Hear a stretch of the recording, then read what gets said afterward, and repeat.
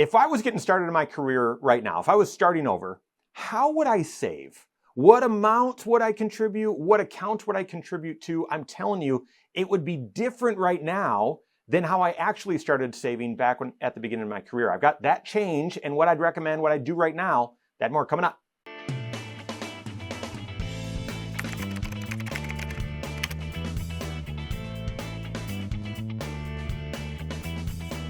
My name's Mike Bernard. I'm the host of the Wise Money Show. I'm also one of the certified financial planners right here at Korhorn Financial Group. Make sure you hit that subscribe button, turn on notifications, and smash that thumbs up button. I've been doing this for 22 years. I actually interned at Korhorn Financial Group back between my junior and senior year. I knew I wanted to do financial advising. I didn't really know about financial planning. And I learned about comprehensive financial planning here 22 years ago in my internship, and I absolutely fell in love. I was hooked. I went back to school, finished my degree, and then started here. There was no question for me seeing this. It was not a job. It was not a career. It was an absolute calling. And I've been here 22 years. And fast forward now, just recently, I was in a leadership meeting where we were reviewing our health insurance plan and our benefits offering. We're getting close to open enrollment. So we were just reviewing all of that. And the thought occurred to me, well, if I was starting right now, what would I think?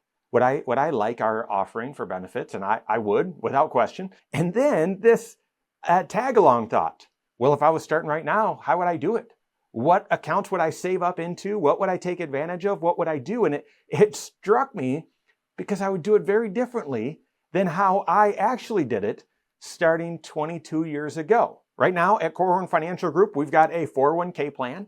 When I started my career, we had a 401k plan, then it went to a simple, then back to a 401k plan. So let's just call those the same. So we've got a 401k plan now. We had a 401k back then.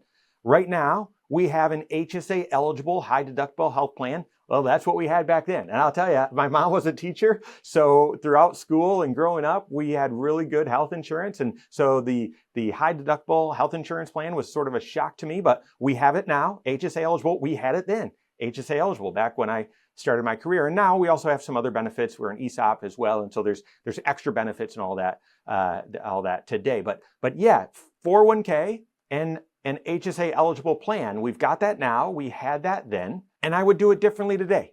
Let me tell you, this is what I did back when I started my career. And you'd probably expect this, but I was very vigilant with finances and very focused. And I had a meticulous budget, which, after rent and everything else, guys, I'm not kidding. I remember this very vividly. I had $25 of free cash to spend every 2 weeks. I'm not kidding. That was the number. It was $25. The budget was so meticulous, and you're just getting started financially. So you're saving up for a house, and you're paying off loans and paying rent and all that sort of stuff, and you've got a low starting salary. I had $25 every 2 weeks. And I remember because I moved to this area, didn't have a big social life. And so that's what I would use oftentimes to either go golfing or to buy a DVD. I'm dating myself a little bit because you wouldn't buy that anymore, of course. DVDs are out of the question, but there's so many streaming services. There's not a lot of movie buying anyway, but that was my treat to myself. I could buy a movie, or I could go out golfing. And that's how tight it was. But what I did, and I wouldn't change a thing, by the way, guys, that was a fantastic, beneficial for foundation and how I viewed money and approached money and everything. But I saved 15% into the 401k, saved 15% into the 401k. And then I saved up into the HSA what I thought I could and what I thought I would spend on medical expenses. So around $1,000, what I remember. I contributed 15% to my 401k, and I saved up right out of my paycheck about $1,000 into the HSA. And then the third thing that I did was with pennies from heaven. So any cash that I wasn't expecting, whether it was a gift or something, a tax refund, something like that, I would contribute that into my Roth IRA. I didn't have a rule which is what we recommend right now. Well, pennies from heaven, save 80% and spend 20% or 50%, 50%, like set up some sort of rule. My rule was 100%. Any pennies from heaven, that was going into the Roth. And I didn't get anywhere near maxing it out, but it would go into the Roth. That's what I did back then. Right now, if I was starting, same salary, same meticulous focus, say I still had the same $25 of kind of free spending over a 2-week time period, I'm certain I would set something like that up. I would do things very differently. Number one, I would contribute 15% to the Roth 401k without any question. Without any question, I would contribute 15% to the Roth 401k. And even if I looked and I said, yeah, but pre-tax, look at the savings and cash is really tight. I barely get to spend any money. I could really use that tax savings. Wouldn't that be great? There is without question. This isn't just the Mike in his mid 40s. I'm certain at that time. And if I was starting right now, I wouldn't even do the numbers. I wouldn't even do the math. I would say Roth 401k, that's it. And I would do 15%. And I would find a way to live on everything else. But in addition to that, I would max out my HSA.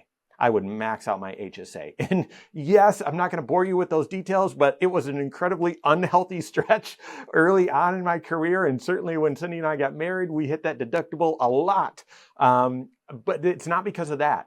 I would contribute 15% to my 401k, Roth 401k, and I would find a way to max out my HSA. And then I would do what I could to, as medical expenses came up, I would try and treat them as part of my monthly budget and not pull from my HSA.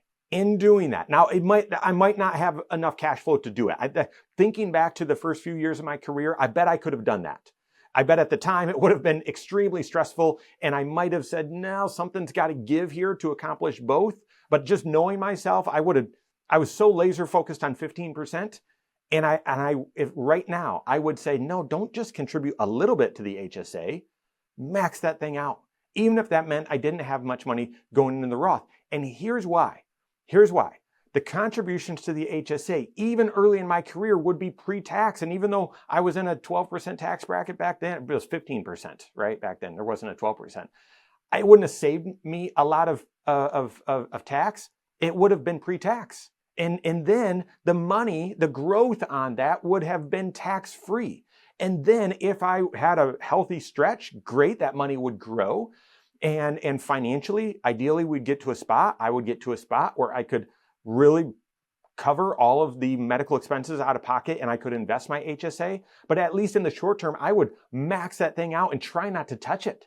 And with the goal of eventually covering my out-of-pocket medical expenses, my 2 dental visits, any aches and pains. I had a surgery a couple years into my career, and that was expensive. It hit my deductible. I would try not to touch my HSA so that could grow, that I could eventually hold on to my receipts, invest my HSA for the long term, and have that pre-tax, growing tax-free for the rest of my career. And that way, with that approach, I'd have my Roth that would be tax-free, my Roth 401k. I'd have the HSA that would be tax-free. And that way I would know at the beginning of my career, yes, right on the heels of the tech bubble, and then slowly soon to come right into the great financial crisis, I would know that those dollars, which inevitably are the ones that are going to work the hardest for my retirement throughout my career, those dollars would all be growing tax-free. So that's how I would change things. If I were to restart right now, and this is certainly the recommendation that,